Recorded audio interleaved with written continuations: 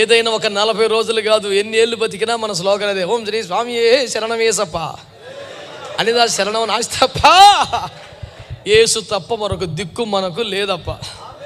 నేనేమని పడుతున్నాను కొంతకాలంగా, రాజులు మనకక్కరలేదు, తెలియలేదు, ఏడిస్తే ఊరడించే వాళ్ళు లేరు. ఒకే ఒక్క పాట, రాజుబాబు గారి పాట ఆధారం, నేనేటు పోగలను దేవా. ఇంకొక దిక్కు లేదండి. నవ్వుతూ చెప్పినా, ఏడుస్తూ చెప్పినా, గుండెలు బాదుకున్నా, చప్పట్లు కొట్టుకున్నా, ఇది ఒకటే.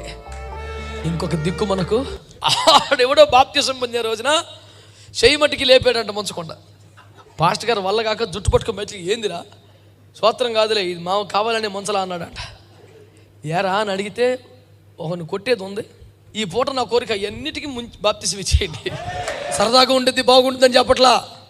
ఇంకా ముంచాల్సినవి కొన్ని ఉన్నాయి. మీ కొరకు రోజు దేవుని సముఖంలో మొర్ర పెడుతున్న ఒక వ్యక్తిని నేను నమ్మితే, ఒక చిన్న సేవకుని, బలహీనుణ్ణి ప్రభు ఏరి కోరి పిలిచి ప్రతిష్ఠించుకొని, తనకు కావలసినట్టుగా మలచుకొని, తానే శుద్ధి చేసుకొని, సిద్ధపరచుకొని వాడుకుంటున్న ఒక చిన్న పాత్రను. హల్లెలూయా.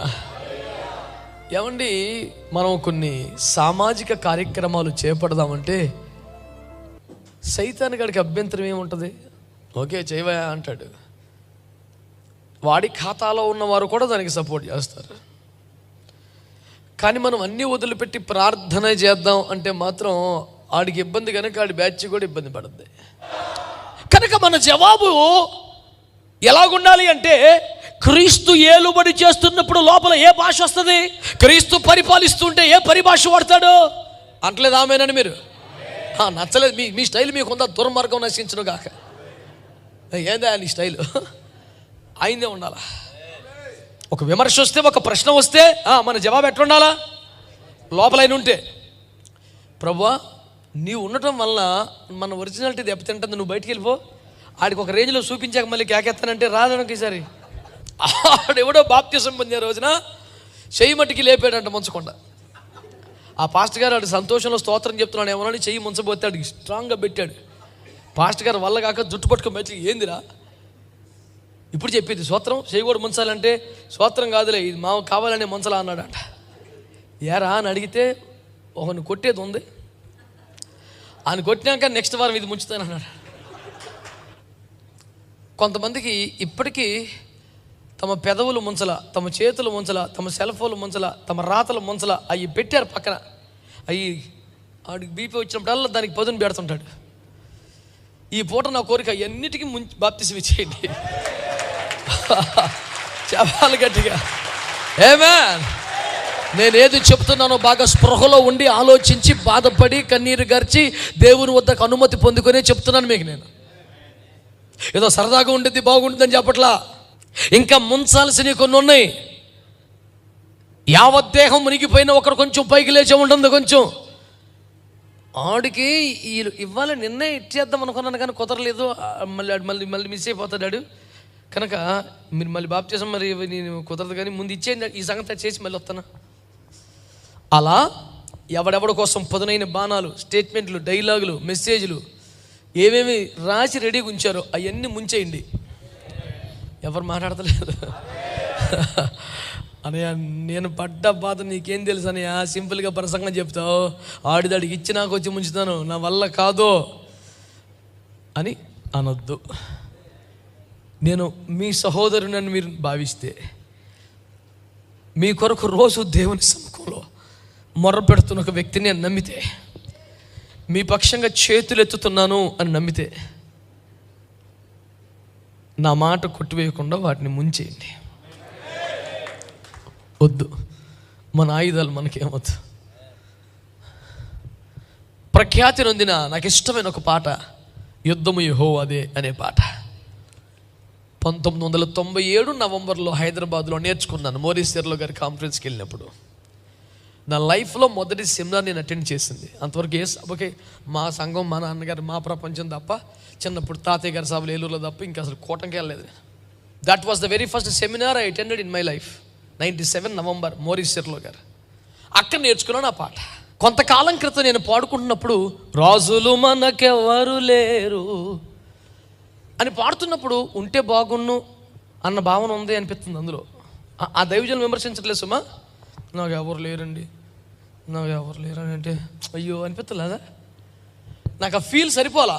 ఆ దైవజనుడితో, ఆ పాటతో, రాగంతో, తాళంతో, దాని ప్రభావంతో 100% ఏకిపించి, అభిమానించి, ఆనందించి, దేవుణ్ణి ఆరాధించి దాంట్లో పిచ్చెక్కిపోయి చెప్తున్నాడు. ఏం అభిమానం తగ్గల.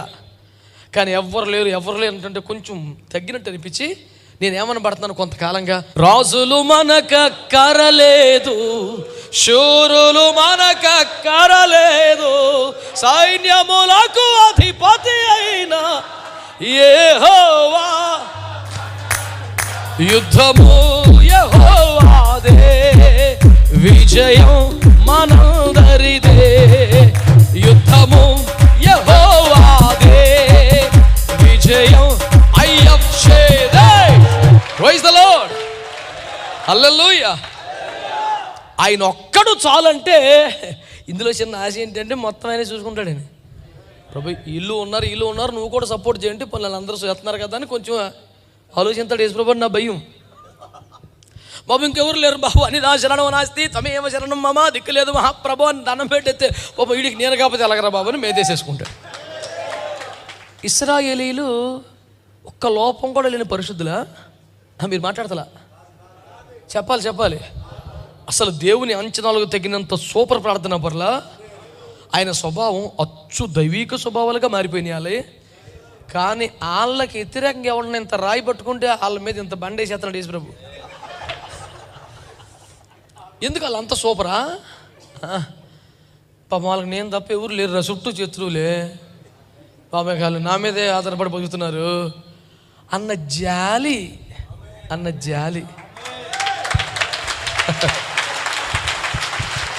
నువ్వు ఎన్ని వరాలు ఎన్ని బలాలు పొందుకున్నావో నాకు తెలియదు, కానీ ఆయన దగ్గర నుంచి ఆ జాలి. పాపానికి ఎవడు ఉన్నాడు రా అనిపించేలాగా బతికితే అందరికన్నా చిన్నోడు బెన్యామిని కానీ భుజాలకి తీసుకున్నాడు. ఎందుకని ఎత్తుకుని అమ్మలేదు కదా, తల్లి పొత్తిలలో ఆదరించే తల్లి లేదు, ఏడిస్తే ఊరడించే వాళ్ళు లేరు. అందుకని ఎవరెవరికో ఎక్కడెక్కడో స్థానం ఇచ్చాడు. బెన్యామీను ఆయన భుజముల మీద కూర్చున్నాడు. మీకే సపోర్ట్ ఉందో మీకే బలం ఉందో నాకు తెలీదు. నాకు ఒకే ఒక్క పాట, రాజుబాబు గారి పాట ఆధారం. నేనేటు పోగలను దేవా, ఎవరు నీ ప్రేమ నాకిలా చూపగల. అదే రాజైన సౌలుకి దేవుడు ఒక్కడే దిక్కదు. మాట్లాడకపోతే కర్ణపిశాచి దగ్గరికి వెళ్తాడు. నువ్వు మాట్లాడతావా? 3 రోజులు టైం ఇచ్చా నీకు, మాట్లాడవా మానే, డబ్బులు ఇస్తే అదే మాట్లాడిద్ది, ఎవరిని కలుతాలను తీసుకొచ్చుద్ది. అట్లాంటి ఆప్షన్లో సౌలు బ్యాచ్కి చాలామందికి ఉన్నాయి. అయితే ప్రార్థన లేకపోతే ఇంకోటి ఉంటుంది రూటు. అయితే యేసు ప్రభు లేకపోతే ఎవడో ఒకటి ఉంటాడు నాయకుడు. మనకైతే మరొక దిక్కు లేదు, ఇంకొక దిక్కు లేదండి.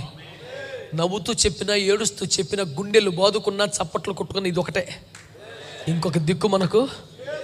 నేనేటు పోగలను దేవా అంతే, చెప్పారా అని చెప్పంటే అసలు ఆ మాట కోసమే ఎదురు చూసే వాళ్ళు రాజకీయ పార్టీలో ఉన్నారు, సంఘాల్లో కూడా ఉన్నారు.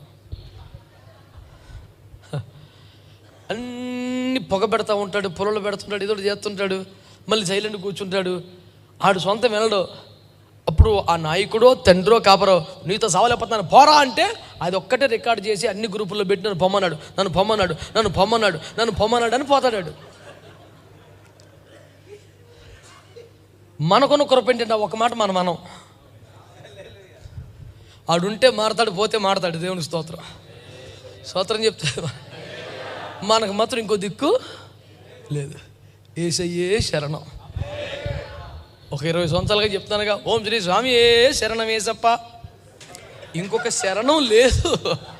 చెప్పో గట్టిగా. ఏదైనా ఒక 40 రోజులు కాదు, ఎన్ని ఏళ్ళు బతికినా మన స్లోగన్ అదే, ఓం శ్రీ స్వామి ఏ శరణం యేసప్ప అనిదా శరణం నాస్తప్ప, యేసు తప్ప మరొక దిక్కు మనకు లేదప్ప. మంచోళ్ళందరూ చెప్పండి అప్ప. హల్లెలూయా.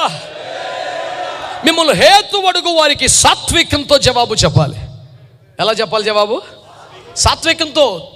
ఏమాత్రం కోపం, అత్యయం, గర్వం, అహంకారం లేకుండా వారు ఏది ప్రశ్నించినా సాత్వికంతో జవాబు.